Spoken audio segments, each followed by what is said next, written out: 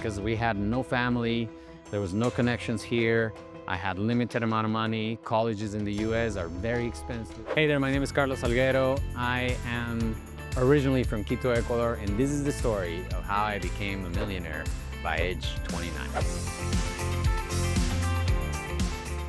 So originally I came from Quito, Ecuador. I was born and raised over there. My parents were from Ecuador. No one in our family had come to the United States other than friends and relatives, maybe from extended family that had made it over here. Some of them had traveled, some of them had come back. I came to the US at 17. I graduated from college, got a couple degrees, went on to work for a big corporation, and then I started a business out of necessity because I wanted a side income, and I was never thinking I'm gonna become a millionaire. I was thinking I want some financial freedom. So this is exactly how I did it. When I was in Ecuador, my goal was to one day come to the US, maybe study abroad. And we started talking about that ever since I was probably 12 or 13. And for me, that goal came at around 17 years old. And it was a big jump because we had no family, there was no connections here. I had limited amount of money. Colleges in the US are very expensive for international students. My parents put together some money and I applied to some colleges in Colorado that were inexpensive. I couldn't go to my dream college, which at the time was CU Boulder, because that school was very expensive. I had to settle for Colorado State University Pueblo, which is further away and it's a much smaller school. But you know what? That was an opportunity and it was a chance. So I took it. And I can tell you, when I came and arrived in Pueblo, Colorado, which is a very small town, which is very good for studying, not so much for socializing and building a good network, what I was feeling was like, man, what have I done? This is hard. Because I was used to live at home, in a family home, have dinner with my parents every night, see them every day, see my brother and sister every day. And that disconnect was tough. The first 2 years were the hardest because I was thinking about home every single day. But you know what? One of the sacrifices that I had to make is I was thinking, hey, this is a great opportunity. I don't want to let myself down. I don't want to let my parents down. And even though I thought about quitting 1,000 times during my college years, I resisted the urge of saying, hey, this is enough. I don't want to do it. And it was tough. Now, here's one of the biggest challenges that we had in college is that we would run out of money. Like the money that my parents would give didn't last for everything. So I had to figure out how to get more than one job while I was in college. I did catering, food service, we did landscaping. I was then working in the international studies program as a volunteer first until I got hired. I did a lot of free stuff so that I could get my foot in the door to then maybe get a job. And eventually I was making enough money to buy my first vehicle. It was a very small, old four-wheel drive vehicle. And I was super proud of myself because it was the first car that I ever bought with my own money.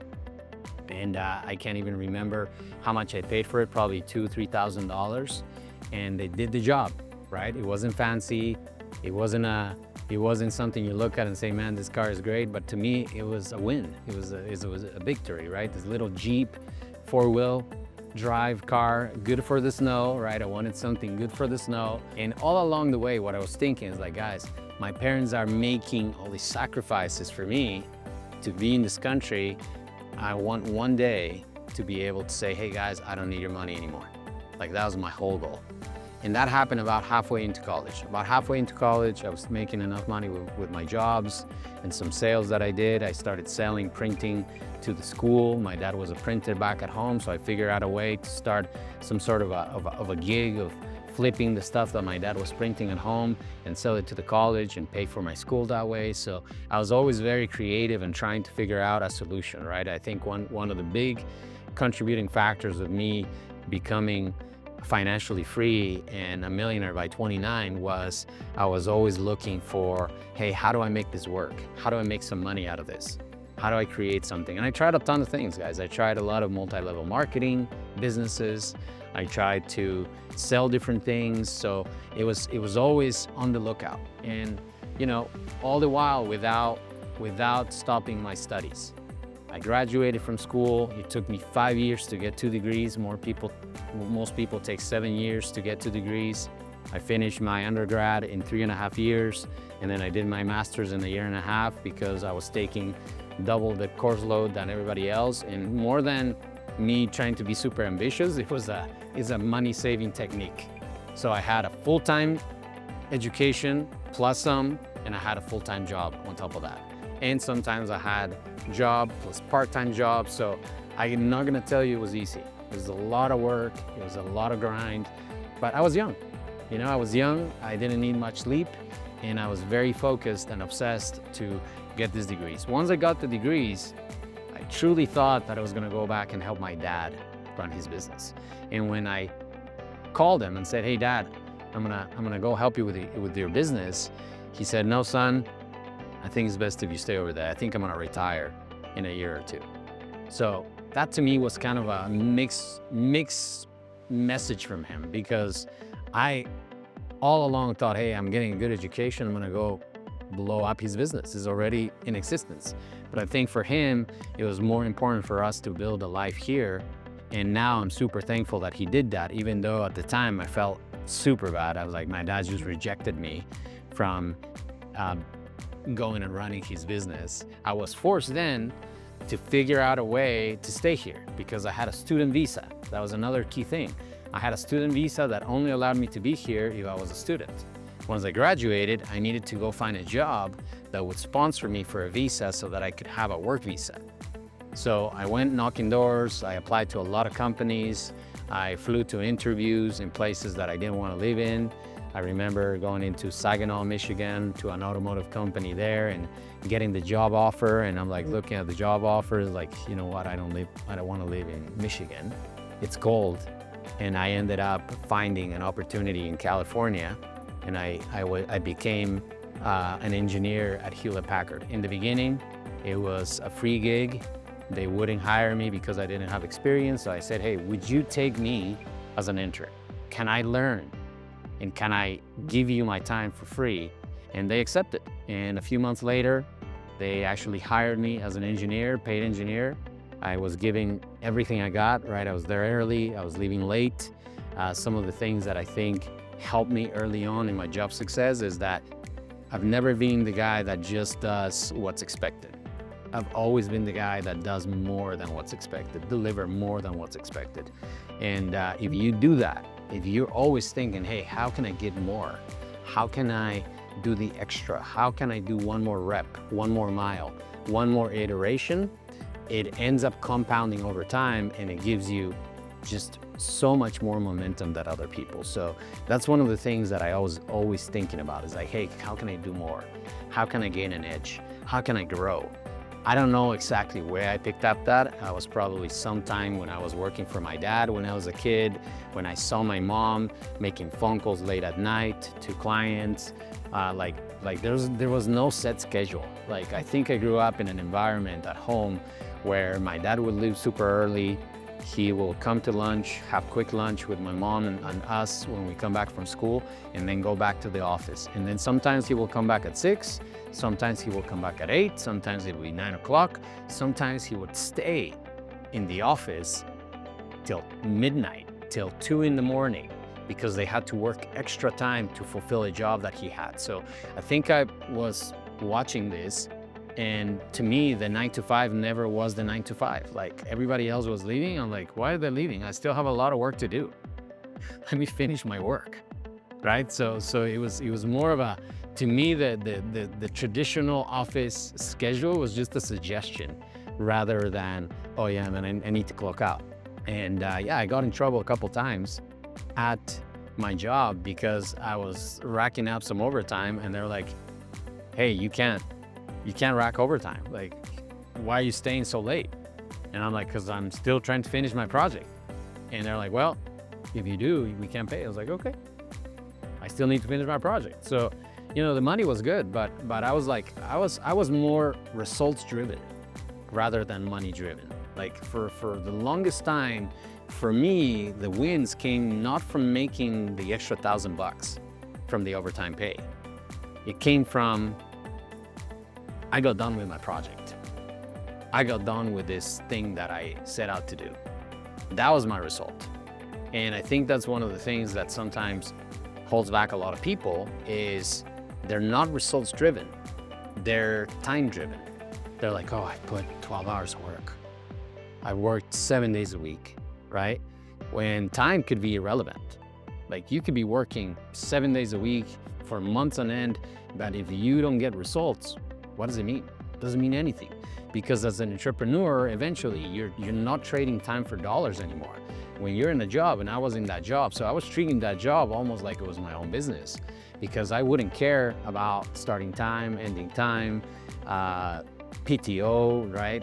I had to be explained, hey Carlos, when you leave, you're actually gonna get paid when you're on vacation. I was like, really? That's cool. I didn't think so, but that's cool. So these are some of the things that I adopted. So what ended up happening is when the economy changed back in 2001, the dot-com bubble in Silicon Valley hit. A lot of the startup companies went out of business. I had offers from startup companies that I didn't take because I was scared. It was a lot of money, it was stock options, they promised the moon and the stars, and I was like, you know what? I'm just beginning my journey. Why don't I stay with a bigger company that offers me a little bit more safety? And I'm glad I did that because I would probably ended up being displaced or out of a job very quickly when the dot-com bubble burst because all those startups went out of business. And the big companies even, the Hewlett-Packards of the world, which is the company I was working for, started shrinking. So I saw a lot of opportunity for vertical growth because they didn't hire back the people that left. So I grew to a manager real fast. But the recession in those years lasted 2-3 years. So even though I had a lot of opportunity going up, then they started firing people. Then they made me fire people. That was one of the hardest things I ever had to do, is fire a bunch of engineers in my group. And I was like disappointed. I was mad at myself. How do I put myself in this position? I didn't want ever anyone else in my life to tell me, hey, you gotta fire these people because the company's not doing well. Like that thing just rubbed me the wrong way completely. And I know that if you're watching this and you've had to fire people, it's never a fun situation, no matter what. Like if it's performance-based, it's probably a little easier, but when it's just simply economy and driven by layoffs and just the economy not doing well and the company not doing well as a result, it sucks. And that's one of the things that marked me early on, where I vowed to myself, hey, I'm never gonna be put in this position. And guess what? Just a few months later, I was the one on the receiving end of that. And here's what happened. I had to figure out a way to make money. And I went for a little period of time where I didn't know how to make money. But even while I was with my job, I was testing a lot of stuff. And one of the things that I was testing is how to sell online, how to sell on eBay, how to do e-commerce. So I went full force, doubled down on e-commerce, and that's when I started seeing some results. Like I was doing part-time e-commerce when I was with a company. I started doing full-time e-commerce and I started seeing money coming in. And e-commerce was this new trending thing that was growing. A lot of people didn't believe in it. A lot of people criticized me. A lot of the engineers that I knew from the job said, oh, you're gonna be back. You're probably gonna be at a job in just a few months from now. And you know, maybe that made me angry. That made me angry enough to go try it even harder, to learn it, to master it. Back in those days, there was no mentorships, no YouTube, nothing I could learn. So I had to learn from scratch.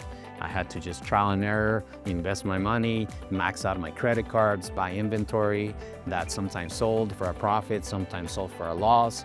A lot of trial and error in those early years. But you know what? I was working around the clock. Nights, weekends, every single minute of the day. And every penny that I made was reinvested in the business. And I went for a period of a good 3 to 5 years where every single penny was reinvested in the business. I think that is very key. A lot of people get excited because they make their first $10,000 of profit, $20,000 of profit, $50,000 of profit. And instead of feeding the beast, feeding the baby business that you're building, they go and buy a car. They go and buy a house. And now their business is starving for more, because in the beginning, a newborn business needs a lot of money, a lot of investment, and you're still learning how to do it. So I reinvested every penny I had. I started learning how to hire people. I started delegating. I started hiring family members. I hired people that were very close to me. And then I started hiring strangers. Had a hard time hiring strangers because I didn't know how to do it. So I had to learn how to hire and how to fire. But eventually the business started doing really well. And then we went from a garage where we were building the business and a basement, we went and grew into an office, into a larger office and into a warehouse. And I started learning how to rent a warehouse. And this is when I started making good money. And by the time I was 29 years old, my business was making multiple millions of dollars a year in sales. And I was starting to keep a good portion of that. And that's when, even as a millionaire at 29 years old, I kept my lifestyle very frugal, lived way below my means. We were still living in a townhome, my wife and I met my wife along the way. She helped me a ton in the early years as well. She supported me a lot, believed in me, gave me the space to go continue to do what I was doing. And we still lived in a little townhome. So here we are, millionaires in business, still living in a townhome. And that's really, for me, becoming a millionaire was not the pinnacle. It was never the objective, by the way. The objective was financial freedom, financial liberty, getting everything paid and not worry. Like, my goal wasn't to have $1 million in the bank. My goal was to never worry about the cable bill, about the electric bill, about the rent, about the mortgage, about the car payment. Like I didn't want to have mental space for those things. I wanted to know every single month that those things were fully taken care of and that money was rolling in plenty amounts to take care of those things. That was what I wanted. So maybe you're after becoming a millionaire like I did at 29, but what I was after was kind of have all my bills paid and still have some money left to go do some fun stuff. Even if that's once a week. That was it. And then just compound on that. So that's the story of how I became a millionaire by 29 years old. It was a long journey. In my eyes, it was longer than I thought I was, but now that I think about it, if I barely graduated college at 24 and I was a millionaire already at 29, that's roughly a 6-year journey from college student fresh out of college to $1 million. And I think that everybody can do it. I think it took me a long time. With the technology that exists today, the learning, the knowledge, you can do it too. If you just stick with it, I think you can do it in 3 to 5 years. It's not gonna be easy, but just keep learning, keep acquiring knowledge. But more importantly, one thing that I did over and over again is massive action, massive action, massive action. So if you're wondering how to be done, I encourage you, come and join me where I teach you how to become a millionaire, how to invest in real estate, how to work with money, how to learn money, how to invest. Hit the subscribe button and join me in the next one. Thanks for watching.